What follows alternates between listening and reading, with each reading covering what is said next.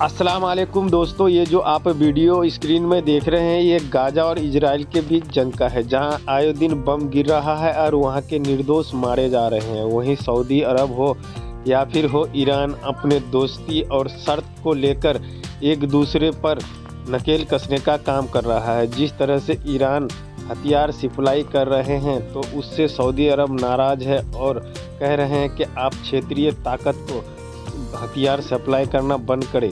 वहीं इस रिपोर्ट में आप अंत तक बने रहें, इस वीडियो में देखें इन लोगों का क्या क्या है शर्त। गाजा में गिरते गोलों के बीच सऊदी अरब ईरान के बीच डील की पेशकश हो रही है, लेकिन सऊदी अरब ने इस डील के होने से पहले ईरान के सामने रख दी है बड़ी शर्त जो ईरान के हथियार जमा करने के इरादे का पर्दाफाश है। शर्त अपने इरादे को अपने वर्चस्व में कमी करने को लेकर है।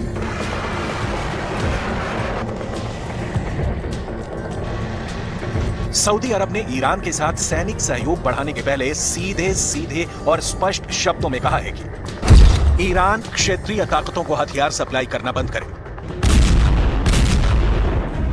सऊदी अरब ने अपनी 7 साल पुरानी दुश्मनी को पीछे रखकर इसी साल मार्च में ईरान से दोबारा दोस्ती का नया चैप्टर खोला है, लेकिन उसके पहले ही पेज पर अब सैनिक सहयोग बढ़ाने के लिए शर्त की दीवार खड़ी हो गई है।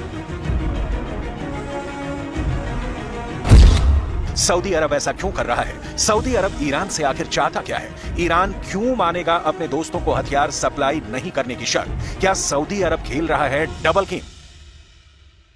सऊदी अरब ईरान को हथियार सप्लाई करने से क्यों मना कर रहा है? इसकी डिटेल में जाने से पहले यह जानना बेहद जरूरी है कि ईरान किन किन देशों और संगठनों को हथियार सप्लाई करता है और इसके पीछे ईरान की मंशा पैसा कमाना कम, अपने वर्चस्व की स्थापना ज्यादा है।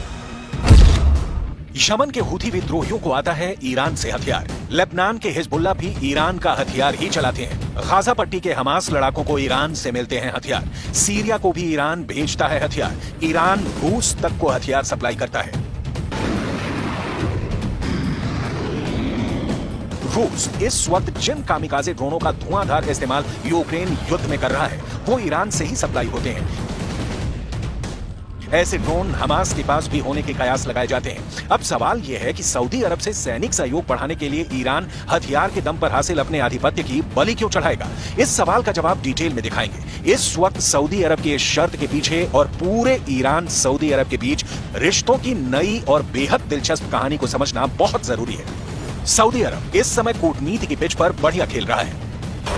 हमास के इजराइल पर हमले ने सऊदी अरब को ईरान पर नैतिक नकेल लगाने का मौका दे दिया है। कैसे? इसे विस्तार में समझिए। सऊदी अरब अमेरिका का खाड़ी में सबसे बड़ा सहयोगी है, लेकिन सऊदी अरब अब चाहता है कि सैनिक सहयोग में अमेरिका पर निर्भरता कम की जाए, तो इसके लिए सऊदी अब ईरान से हाथ मिला रहा है। अब देखिए, ईरान अमेरिका का दुश्मन नंबर 1 है। ईरान से दोस्ती भी सऊदी अरब की चीन ने करवाई। चीन भी अमेरिका की दुश्मनी वाली लिस्ट में टॉप पर है। अभी और देखिए, ईरान नाटो देशों की चेतावनी के बावजूद रूस को हथियार सप्लाई करता है। मतलब ये कि सऊदी अरब एक तरफ ईरान से दोस्ती गाढ़ी कर रूस और चीन के करीब देखना चाहता है, दूसरी ओर ईरान को अमेरिका की ओर से ये समझा रहा है कि वो हमास को हथियार सप्लाई करना बंद करे। मतलब ये दिखाने की कोशिश हो रही है कि सऊदी अरब ने अमेरिका के साथ वही पुराना रिश्ता अब भी कायम रखा है। दोस्तों, इस रिपोर्ट के देखने के बाद आपको क्या पता चल रहा है कि ईरान ज्यादा हमास के करीब है या फिर सऊदी अरब? कौन क्या चाहते हैं आप इस वीडियो में कमेंट करके बता सकते हैं। और आप इसी तरह का अगर वीडियो देखना चाहते हैं तो हमारे चैनल को लाइक करके और सब्सक्राइब भी कर सकते हैं। अगर फेसबुक पेज में देख रहे हैं तो पेज को फॉलो भी कर सकते हैं। मैं किसका ज़्यादा योगदान है हमास के जंग को